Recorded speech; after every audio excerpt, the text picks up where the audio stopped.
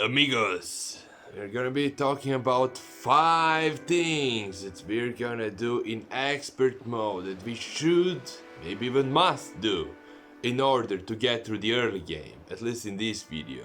Maybe we'll cover the other aspects of the run later, but now we're focusing on the early game.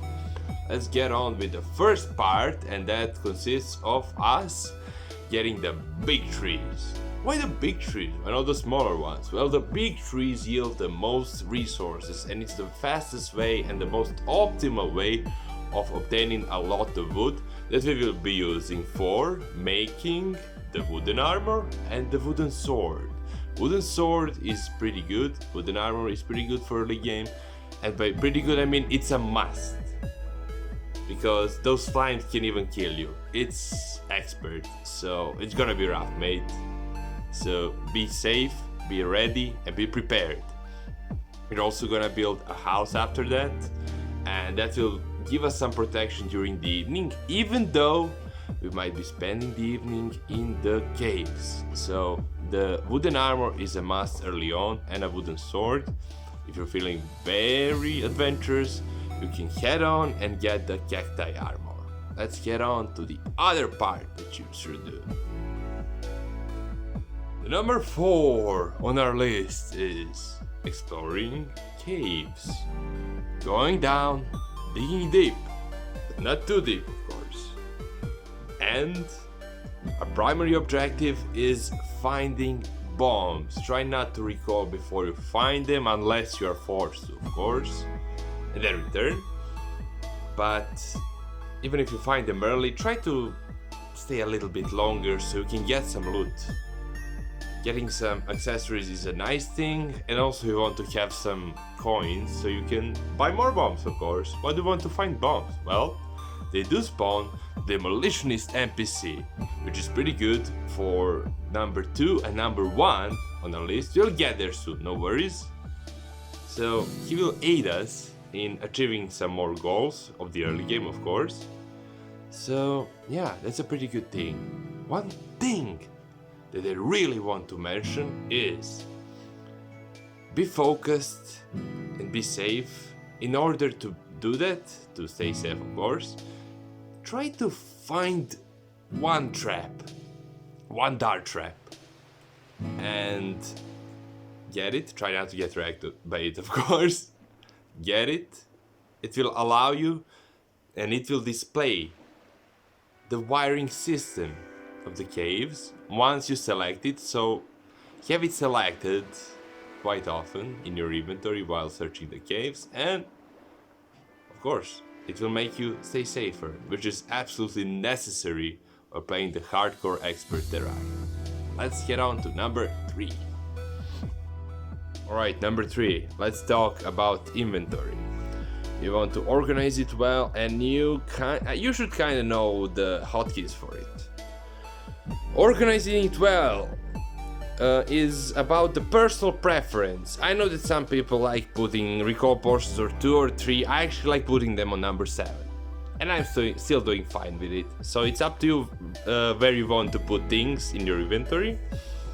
Just, you know, do whatever you feel like feeding about that part. And about the hotkeys, well, you know, you can use it with shift. It's mostly about shift. You can use control to mine for the smart cursor. It's nice for mining, but you know, it can be scary at times. Like around Plantera Bulb and some other places, you don't want the smart cursor. I believe in your judgment about that.